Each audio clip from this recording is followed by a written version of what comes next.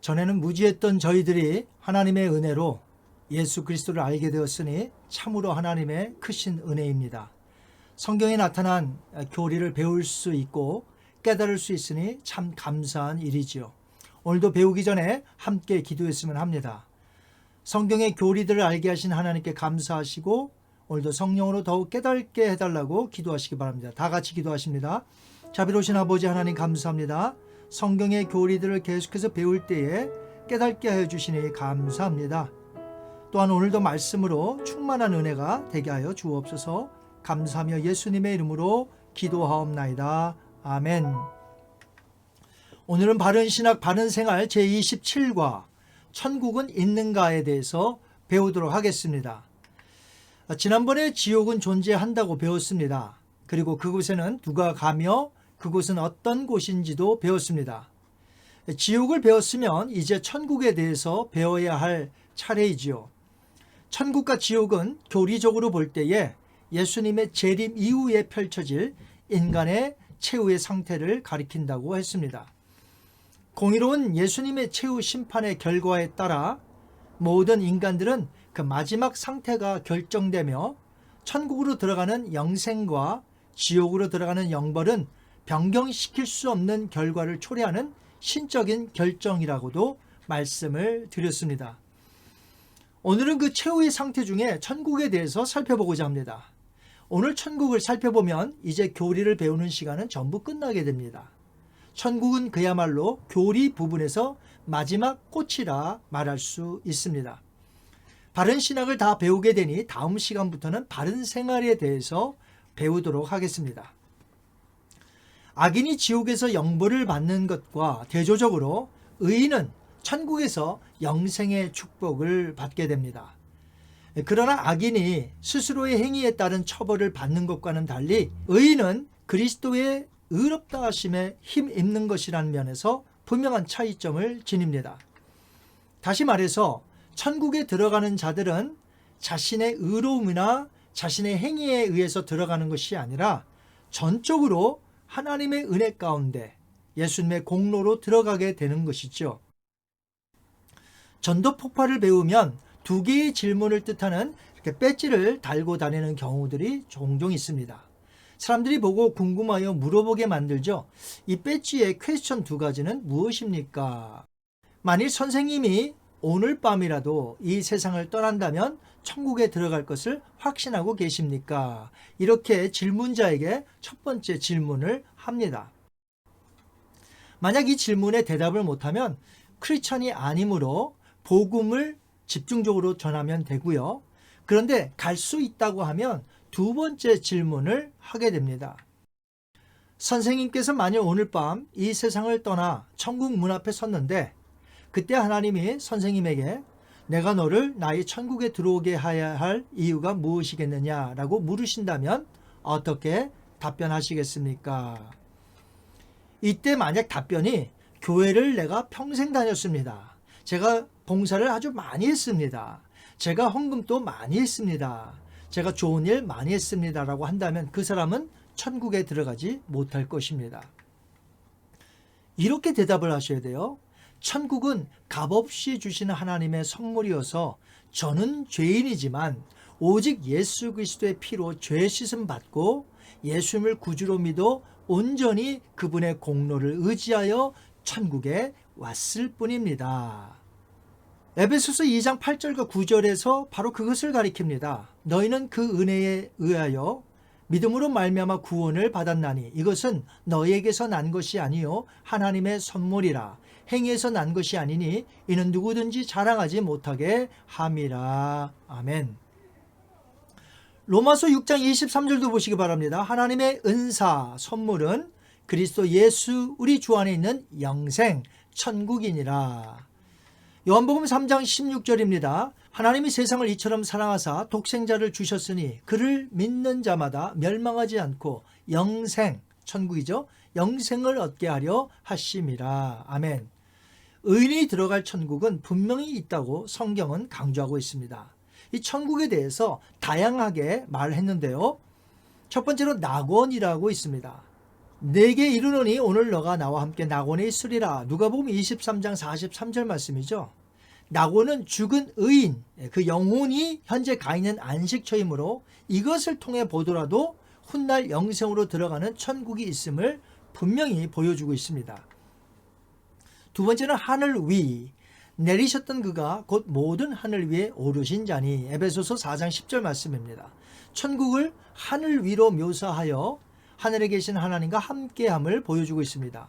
세 번째는 삼층천, 셋째 하늘이라고 합니다. 내가 그리스도 안에 있는 한 사람을 아노니 그는 14년 전에 셋째 하늘에 이끌려 간지라. 고린도후서 12장 2절에 바울이 했던 말이죠. 유대인들은 새가 나는 대기권과 해와 달, 별이 있는 성권 구분하고요, 천사와 성도들을 위해 예비된 영권이 있다고 이렇게 분류했었습니다.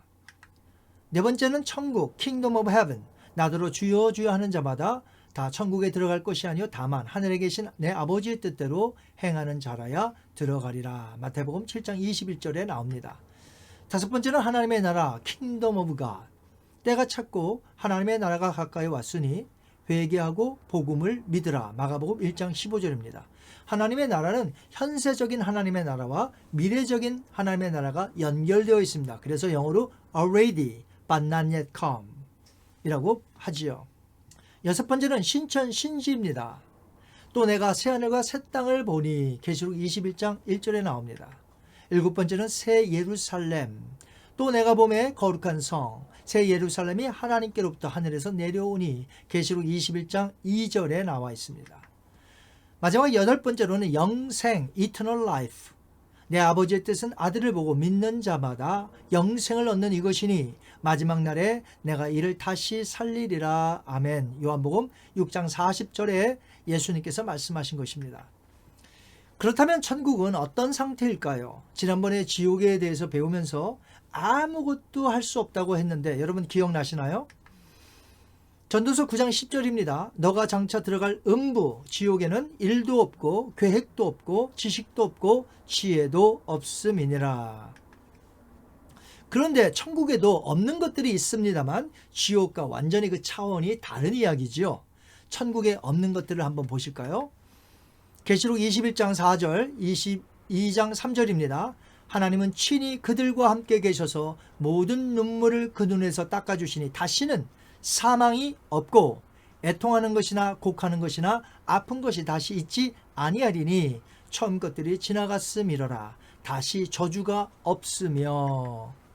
지옥은 혹독한 고통 속에만 있지 내가 할 수 있는 것이 아무것도 없으나 천국은 그동안 있었던 모든 아픔과 슬픔, 눈물, 질병, 죽음조차도 아무것도 없습니다. 그런 것이 없어요. 그저 행복하게 사는 상태요. 그야말로 영생복락의 장소인 것입니다. 또 천국에서는 믿는 자들과 이제 절대로 함께 살 수 없는 자들이 있습니다. 다시 말해서 이 땅에서는 그들과 함께 살았으나 천국에서는 절대로 못 들어오는 자들이 있다는 것이죠. 어떤 자들일까요? 계시록 21장 8절 보겠습니다. 두려워하는 자들과 믿지 않는 자들과 흉악한 자들과 살인하는 자들과 음행하는 자들과 점술가들과 우상숭배자들과 거짓말하는 모든 자들은 불과 유황으로 타는 못에 던져지리니 천국에 못 들어간다는 이야기죠. 그렇다면 우리가 가서 살 천국은 어떤 상태인가요? 성경은 무엇이라 말합니까? 요한복음 5장 29절 볼까요? 무덤 속에 있는 자가 다 그의 음성을 들을 때가 오나니 선한 일을 행한 자는 생명의 부활로, 악한 일을 행한 자는 정죄의 부활로 나오리라. 썩지 않고 늙지 않는 영광스러운 생명의 부활체가 되어서 천국으로 들어가 영원토록 주님과 함께 살게 됩니다. 누가복음 24장 15절, 16절, 30절 볼까요? 그들이 서로 이야기하며 문의할 때에 예수께서 가까이 이르러 그들과 동행하시나 그들의 눈이 가려져서 그인 줄 알아보지 못하거늘 이에 그들과 함께 유하로 들어가시니라. 그들과 함께 어떻게 해요? 음식 잡수실 때에. 부활하신 예수님은 엠마오로 가는 두 제자와 함께 마을 어떤 집에서 함께 식사를 하셨습니다. 즉 무슨 말이냐면 우리가 부활체가 되었을 때에 예수님처럼 부활한 후에 영생을 얻어 천국에서도 음식을 먹게 된다는 것입니다. 마태복음 22장 29절 30절 너희가 성경도 하나님의 능력도 알지 못하는 거로 오해하였도다. 부활 때에는 장가도 아니가고 시집도 아니가고 하늘에 있는 천사들과 같으니라. 아멘. 부활체가 되어서 천국에서 살게 될 때는 이 세상에서처럼 결혼하여 자녀를 낳는 삶을 더 이상 살지 않게 된다는 것이죠. 요한계시록 22장 3절 4절 5절 보겠습니다. 하나님과 그 어린 양의 보호자가 그 가운데 있으리니 그의 종들이 그를 섬기며 그의 얼굴을 볼 터이요 그들이 세세토록 왕노릇하리로다. 아멘. 기쁨으로 하나님을 섬기며 예수님을 보며 또한 우리들도 세세토록 왕노릇하게 된다는 것이죠. 즉 존귀한 자가 된다는 것입니다. 더 자세한 천국의 모습은 요한계시록을 보면 잘 알 수 있습니다. 물론 요한계시록은 많은 상징으로 되어 있기 때문에 꼭 그 모습이라고는 할 수 없겠으나 인간적인 언어로 표현할 길이 없을 정도로 아름답고 좋은 곳이라고 생각하면 되겠습니다. 이제 마지막으로 생각하고 싶은 것은 천국, 새하늘과 새 땅이 펼쳐질 장소가 어디인가 하는 것이죠. 여기에는 두 가지 학설이 있습니다. 하나님께서 이 세상을 완전히 불태워 새롭게 완전히 창조한다는 신창조 주장이 있고요. 또 다른 주장이 있는데 개혁주의에서 주장합니다. 현존 만유 갱신설을 주장합니다. 요한계시록 21장 5절을 볼까요? 보좌에 앉으신 이가 이르시되 보라 내가 만물을 새롭게 하노라 하시고 또 이르시되 이 말은 신실하고 참되니 기록하라 하시고. 아멘. 하나님은 죄와 사망을 제거하고 하나님의 창조의 목적을 완전히 성취하게 되는데 그것은 만물을 새롭게 갱신하는 것입니다. 만약 만물을 폐기시켜버리고 다시금 새 창조를 하신다면 하나님께서 이미 만드신 만물에 대한 오점이 될 수 있어요. 실패자가 될 수 있다는 것이죠. 생각해 보시기 바랍니다. 타락한 인간들도 폐기하지 않으셨습니다. 다 쓸어버리시고 인간을 다시 새 창조하지 않으셨다는 것이에요. 오히려 죄 가운데서 구속하여 새로운 피조물로 만드시고 이제 부활체가 되어 영원히 살도록 하셨듯이 창조하신 이 만물도 저주 아래 있지만 새롭게 변경시켜 의인들이 살 천국으로 삼으실 것이라는 것입니다. 사실 지구는 창조 첫째 날에 만드셨습니다. 태양계는요 넷째 날에 창조하셨으나 인간이 살 지구는 첫째 날에 만드신 것입니다.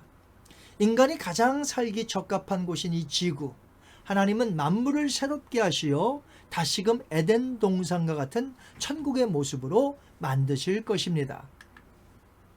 사람의 범죄 때문에 지구가 저주를 받았으니 사람의 구속이 완성될 때에도 그 저주는 지구에서부터 제거될 것입니다.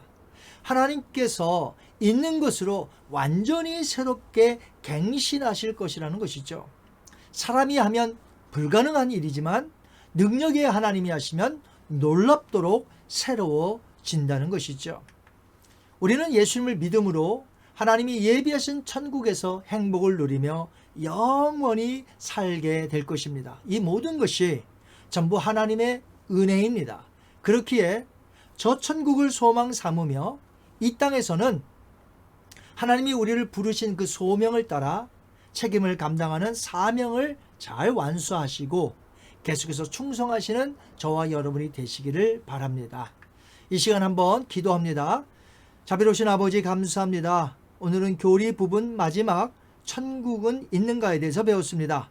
천국은 확실히 있으며 예수님을 믿는 자들이 천국을 가게 될 것이며 그 영원한 천국에서 우리가 영원토록 부활체의 모습으로 살게 될 것을 우리가 배웠습니다. 우리가 산 소망을 삼고 이 땅에서 주님의 말씀대로 따라 살게 하여 주옵소서. 감사합니다. 예수님의 이름으로 기도하옵나이다. 아멘. 이제 바른 신학을 마치고 다음 시간부터는 바른 생활에 대해서 배우게 됩니다. 첫 번째 순서로 그리스도인의 예배 생활에 대해서 배워보도록 합니다. 한 주간도 여러분 승리하시기 바랍니다. 감사합니다.